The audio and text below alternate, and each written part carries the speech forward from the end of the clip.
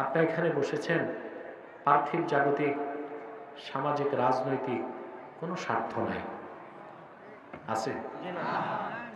আমরা বসেছি আজকে আল্লাহর কাছে, আল্লাহর রেজামন্দি চাই, আল্লাহর হাবিবের রেজামন্দি চাই, গুনাহ মাফ চাই, আর কিছু রুহানি খোরাক গ্রহণ করব, ঠিক না? খাদ্য কিন্তু দুই প্রকার। কয় প্রকার? আম্মাল গিযাউ ফাহুয়া নাওআন, খাদ্য দুই প্রকার। গিযাউন তাকুমু বিহিল আবদান ওয়া গিযাউন তাকুমু বিহিল আরওয়াহ। এক প্রকার খাদ্য খেলে দেহটা ভালো থাকে, শক্তিশালী হয়। না খেলে ক্ষুধা লাগে, দেরি করলে মানুষ মরে যায়। ওয়া গিযাউন তাকুমু বিহিল আরওয়াহ, আরেক প্রকার খাদ্য যা খেলে রুহুটা শক্তিশালী হয়। গ্রহণ করুন, রুহুটা কি হয়? আল্লাহ রাব্বুল আলামিন মানুষের দেহটা তৈরি করেছেন মাটির সারনির্যাস থেকে। সে জন্য দেহের সব খাদ্য আসে মাটি থেকে, শাক সবজি ফল ফলাদি চাল ডাল গম আটা সব আসে মাটি থেকে।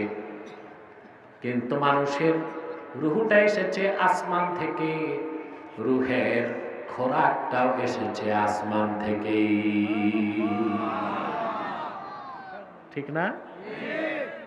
কি সৌভাগ্য আমাদের যে আমরা রুহানি গিজা, রুহের খোরাক গ্রহণ করার সুযোগ পেয়েছি, বলেন আলহামদুলিল্লাহ।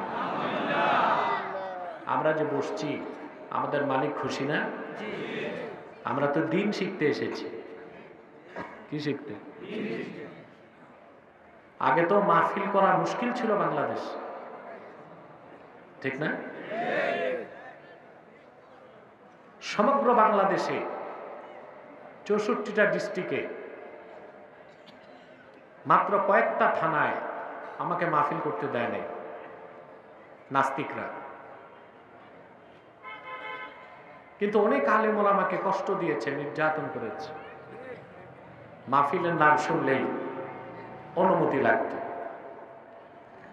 বাউল গান, ডিজে পার্টি, বৈশাখী মেলায় অনুমতি লাগতো না। তাফসির মাহফিল শুনলেই 34টা শর্ত থাকতো। কেন? যেন যুবকরা বিরক্ত হয়ে মাহফিল করা ছেড়ে দেয়। ওরা বুঝতে পারে নাই যে দেশের মানুষ আল্লাহর কোরআনের জন্য বুকের রক্ত ঢেলে দিতে জানে। হাজারো শর্ত দিয়া কোরআনের মিশন থেকে তাদেরকে সরানো যাবে না।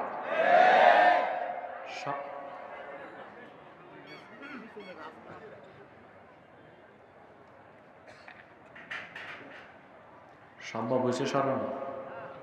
কথা বলে কোরআনপন্থীদের সরানো যায় নাই, তারাই বরং সরে গেছে। এখন তো খুঁজে পাওয়া যায় না, খুঁজতেও দূরবীন লাগবে, পেলেও পাইতে পারে না। আসাম আর ত্রিপুরার জঙ্গলে।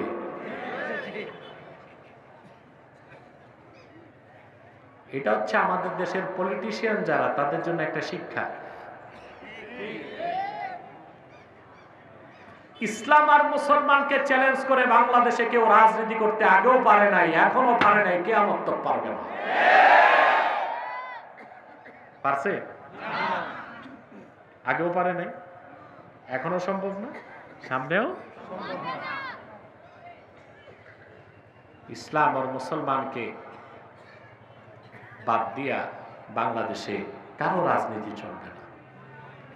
পরাজিত শক্তি থেকে আগামীর বিজয়ী শক্তিকে সেই শিক্ষা নিতে হবে। কি বলেন? নতুবা সামনে যারা আসবে তাদের পরিণতি তাই হবে, যারা পালিয়ে বেড়াচ্ছে তাদের যে পরিণতি হয়েছে। আল্লাহর দিন শিখতে মানুষ যখন বের হয়, কি পরিমাণ সম্মান পেয়েছেন আপনারা? আল্লাহর হাবিবের হাদিস সাক্ষ্য দেয়, কোন মুমিন যখন কোরআনের ইলম শিখার জন্য ঘর থেকে বের হয়, ওয়া ইন্নাল মালাইকাতা লা তাদাউ আজনিহাতাহা রিদান লিতালিবিল ইলম। কোরআন হাদিস শিখার জন্য আল্লাহর কোন বান্দা যতক্ষণ হাঁটে, আল্লাহর রহমতের ফেরেশতারা তাদের পদতলে নূরের পাখা বিছায় দেয়। ফেরেশতাদের বিছানো পাখার উপর পা রেখে রেখে আপনারা এই মাঠে আসছেন। এইরকম মহিলা কণ্ঠে বললে হবে? একসাথে পুরুষ ও চিতকণ্ঠে বলেন সুবহানাল্লাহ। আপনাদের দেশে মন্ত্রী এমপিরা যখন আসে লাল গালিচার উপর হাঁটে, ওটা তো পচা পাটের চটেরই তৈরি। আপনারা হেঁটে এসেছেন ফেরেশতার পাখায় পা রেখে রেখে। কি সৌভাগ্য আপনাদের! এই মর্যাদা পাইছেন কেন?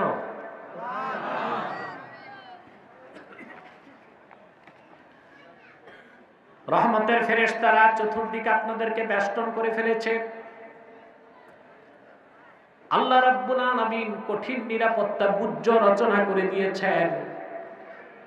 ওয়ায়াস্তাগফিরু লাহু মান ফিস সামাওয়াতি ওয়াল আরদে, আকাশে জমিনে আল্লাহর যত সৃষ্টি আছে সব দোয়া করে তাদের জন্য, গুনাহ মাফের দোয়া করে। এমনকি নদী আর সমুদ্রে যত মাছ আছে সব আল্লাহর ওই বান্দার জন্য দোয়া করে গুনাহ মাফের, যে ইলমে দ্বীন শিখার জন্য ঘর থেকে বের হয়। আপনারা তো দ্বীন শিখতে বসেছেন, ইলম শিখতে। একটা তো হচ্ছে পার্মানেন্ট মাদ্রাসা, স্থায়ী, আরে মাহফিল হচ্ছে অস্থায়ী মাদ্রাসা। সুবহান। মর্যাদা সমান, মর্যাদা ততক্ষণ, ইলম শিখতে থাকবেন যতক্ষণ। এতে আমরা খুশি? শয়তান আমাদের ওয়াসওয়াসা দিবে? আমরা মুনাজাত করে বিদায় নেব, ঠিক না? এটা বিদায়ী মুনাজাত। বাংলাদেশে মৌলবীরা ভুল কয়, কয় আখিরি মুনাজাত। আখিরি মুনাজাত তবে কিয়ামতের আগে। আখিরি মুনাজাত মানে এরপরে আর মুনাজাত নাই। কথা বলেন, এটার নাম হবে কি? বিদায়ী মুনাজাত। এর আগে শয়তান আমাদের উঠাতে পারবে না তো। কারা কারা হাত তুলে দেখাই আল্লাহ, হাত লম্বা করেন। আপনাদের জন্য আরো বিছানার ব্যবস্থা আছে, বসে যান। সব যতটুকু সম্ভব হয় বিছানা দেওয়া হচ্ছে, আপনারা বসতে থাকুন। আর যারা দাঁড়িয়ে আছেন সওয়াব বেশি পাবেন। তার মানে যারা বসে আছেন দাঁড়াবেন নাকি? না, জায়গা পায় নাই যারা, ওরা দাঁড়িয়ে থাকলে সওয়াব বেশি, ঠিক না? আসুন, আজকে আমি আপনাদের সামনে তেলাওয়াত করেছি সূরা আনকাবুত থেকে শেষ আয়াত, 69 নম্বর আয়াত। কত নম্বর খেয়াল করতেছেন? আমরা প্রত্যেকটা মানুষ আল্লাহর নৈকট্য চাই, চান না? যে ব্যক্তি আল্লাহর নৈকট্য যত পাবে, ওলি হিসেবে তার মর্যাদা তত বাড়বে। আমরা সবাইকে আল্লাহর ওলি হতে চাই। বাঙালির একটা ভুল ধারণা আছে, যার লম্বা দাড়ি, লম্বা টুপি, বেশি তসবি পরে খানকা আছে, মনে করে সেই ওলি। কথা বলেন, বিষয়টা কি এইরকম? আল্লাহর ওলি হতে বংশ লাগে না। কে সাইয়্যদ, কে আব্বাসি, কে কুরাইশি, আল্লাহ এটা দেখেন না। ওলি হবার জন্য দুইটা জিনিস লাগে। সূরা ইউনূসে আল্লাহ তাআলা বলেন, আলা ইন্না আউলিয়া আল্লাহি লা খাউফুন আলাইহিম ওয়া লা হুম ইয়াহজানুন। সাবধান, জেনে রেখো, নিশ্চয় যারা আল্লাহর ওলি তাদের কোনো ভয় নাই, তাদের কোনো চিন্তা নাই। তারা কারা? আল্লাহ 63 নম্বর আয়াতে বলে দিলেন, আল্লাযীনা আমানু ওয়া কানু ইয়াত্তাকুন। প্রত্যেক সেই উম্মতে মুহাম্মদী যে ঈমান আনলো, আল্লাহর ভয় অন্তরে জায়গা দিল, সে লোকটাই আল্লাহর ওলি হয়ে গেল। বংশ লাগে, টাকা পয়সা, সুবহানাল্লাহ। এটা ইসলামের জাস্টিস, ন্যায় বিচার। ইসলাম তো আল্লাহর দিন, এখানে মন করা কিচ্ছু নেই। হিন্দুদের মধ্যে ব্রাহ্মণের ছেলেই ব্রাহ্মণ হয়, কথা বলেন। ক্ষুদ্র, শূদ্র, দলিত, নিপীড়িত, ওদের তো নিয়ম হচ্ছে ওরা মহাভারত, বেদ এগুলো ধরতেও পারবে না, গুনাহ। এটা কি? ওটা ধরবে শুধু ব্রাহ্মণ। আল্লাহ কি মুসলমানের শ্রেণীবিন্যাস রাখছেন? যে কোনো মুমিন মুসলিম ওযু করে আল্লাহর কোরআন ধরতে পারে কিনা? সুবহানাল্লাহ। কি জাস্টিস, কি ইনসাফ, সুবহানাল্লাহ। ওলি হবার জন্য কোনো বংশ লাগে না, দুইটা জিনিস লাগে। আল্লামা ইমাম ইবনে কাসির রাহমাতুল্লাহি আলাইহি তাফসীর ইবনে কাসিরের মধ্যে লিখেছেন, মান কানা মুমিনান তাকিয়া কানা লিল্লাহি ওয়ালিয়া। সুবহানাল্লাহ বলেন।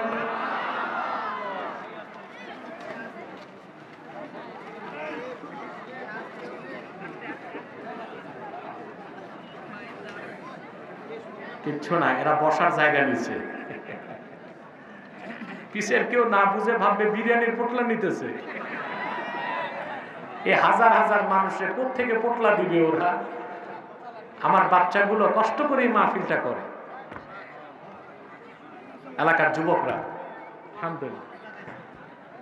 এবার তো আমি ভাবছি ভবে সোনালে বিল্ডিং উঠে গেছে, মানুষ জায়গা নিবে কই? বুঝলেন না? আমি ভাবছি আমি করবো না। এক ঝাঁক যুবক যে উপস্থিত, করতে হবে, ঈদগায় করতে হবে। তো আমার কাজই তো হচ্ছে আল্লাহর কোরআনের জন্য জীবন বিলীন করা। কর্মী যদি আগায় তো নেতা পিছে থাকে কেমন? সুবহানাল্লাহ। ওরা যতটুকু পেরেছে আপনাদের ব্যবস্থা করে দিছে। পোটলা পোটলা দরকার নাই, রুহের খোরাক পাচ্ছি। সুবহানাল্লাহ। গেজায় রূহ, সুবহানাল্লাহ। এটা কি কম কথা? প্রতি শ্বাসে 10 নেকি পাচ্ছেন, হেঁটে আসছেন প্রতি কদমে 10 নেকি পাইছেন। বাড়ি যাবার আগে যদি মৃত্যু হয় শহীদের খাতায় নাম উঠবে। মুনাজাতে যখন হাত তুলবেন সগীরা গুনাহ সব মাফ হয়ে যাবে। আর যদি আমার আল্লাহর কাছে আত্মসমর্পণ করে 2 ফোঁটা চোখের পানি ফেলতে পারেন, কবিরা গুনাহ মাফ হয়ে যাবে। শিশুর মতো নিষ্পাপ হয়ে বাড়িতে ফিরে যেতে পারবে। আর পোটলা লাগবে? আল্লাহ কবুল করুন। বলছিলাম ওলি হইতে বংশ দুইটা জিনিস। মান কানা মুমিনান তাকিয়া কানা লিল্লাহি ওয়ালিয়া। রাসূলুল্লাহর প্রত্যেক সেই উম্মত, কি শ্বেতাঙ্গ কি কৃষ্ণাঙ্গ, কি বাঙালি কি আফগানি কি মার্কিনি, ওর যদি দুইটা জিনিস থাকে, ঈমান আর আল্লাহর ভয়, সেই আল্লাহর ওলি। তা আজকে কিভাবে ওলি হবেন আমরা শিখব তা, ঠিক আছে? আল্লাহ রাব্বুল আলামিন বলেন, ওয়াল্লাযীনা জাহাদু ফীনা লানাহদিয়ান্নাহুম সুবুলানা ওয়া ইন্নাল্লাহা লামাআল মুহসিনিন। আল্লাহ তাআলা বলেন, ওয়াল্লাযীনা জাহাদু ফীনা আই ওয়াল্লাযীনা জাহাদু ফি হাক্কিনা লানাহদিয়ান্নাহুম সুবুলানা আই লানাহদিয়ান্নাহুম তুরুকাল হিদায়াতি ইলাইনা। আমার যে মুমিন বান্দারা আমার স্বার্থে, আমার হকে, আমাকে পেতে, আমার দিনে সাধনা করবে, প্রাণান্তকর প্রচেষ্টা করবে, আমি আল্লাহ আমার কাছে পৌঁছার জন্য সবগুলো পথ তাদেরকে দেখায় দেব। এটাই তো চাই, কথা বলেন। নামাজ পড়ি কাকে পেতে? রোজা রাখি, হজ করি, যাকাত দেই, তাসবিহ পড়ি, আল্লাহকেই তো পেতে। আল্লাহ তাআলা কোরআন কারীমে ওয়াদা করেন, ওয়াল্লাযীনা জাহাদু ফীনা লানাহদিয়ান্নাহুম সুবুলানা। আমি আল্লাহর হকে, আমার স্বার্থে, আমাকে পেতে যারা প্রাণান্তকর প্রচেষ্টা করে, আমি আল্লাহ আমার কাছে পৌঁছার জন্য সবগুলো পথ তাদেরকে দেখাই দেব। ওয়া ইন্নাল্লাহা লামাআল মুহসিনিন, আর নিশ্চয় মুহসিন বান্দাদের সাথে আল্লাহ আছেন। সুবহানাল্লাহ বলবেন। এখানে আল্লাহ বলেন নাই ওয়া ইন্নাল্লাহা লামাআল মুমিনিন, ওয়া ইন্নাল্লাহা লামাআল মুসলিমিন, ওয়া ইন্নাল্লাহা লামাআল আবিদিন। এখানে এই কথাগুলো বলেন নাই। বলেছেন যারা আল্লাহকে পাওয়ার জন্য সাধনা করবে, প্রচেষ্টা ব্যয় করবে, আল্লাহর হকে, আল্লাহর স্বার্থে, আল্লাহর দ্বীনের জন্য, আল্লাহ বলেন আমি তাদেরকে আমার কাছে পৌঁছার সব পথ দেখায় দিব। তারা আমার মুহসিন বান্দা, মুহসিন বান্দাদের সাথে নিশ্চয় আল্লাহ আছে।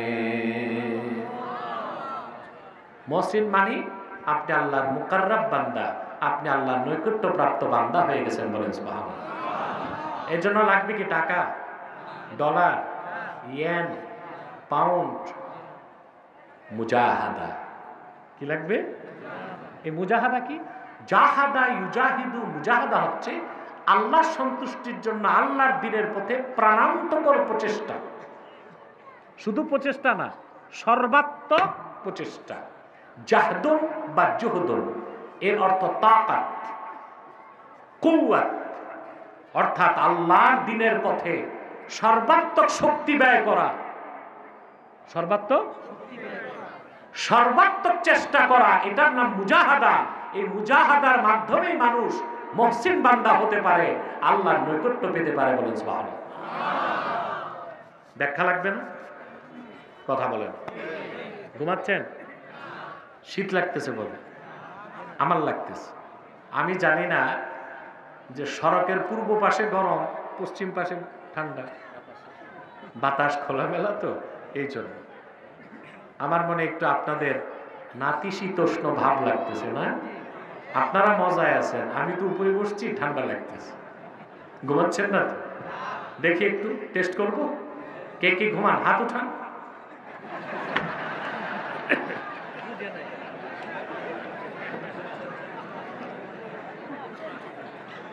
এতে বোঝা গেল আপনারা হুজুগে বাঙালি না, না বুঝে বাঙালি। হ্যাঁ, আপনারা হুজুগে বাঙালি না, না বুঝে বাঙালি? এবার আসেন আমরা ব্যাখ্যা নেই। জাহাদা ইউজাহিদু, মুজাহাদা মানে আল্লাহর সন্তুষ্টির জন্য দ্বীনের পক্ষে, আল্লাহর পথে সর্বাত্মক প্রচেষ্টা, ঠিক না? ইমামে কুরতুবী আয়াতের ব্যাখ্যায় লিখেছেন তিনটা কাজ। কয়টা? আমি তিনটা ব্যাখ্যা শোনাচ্ছি।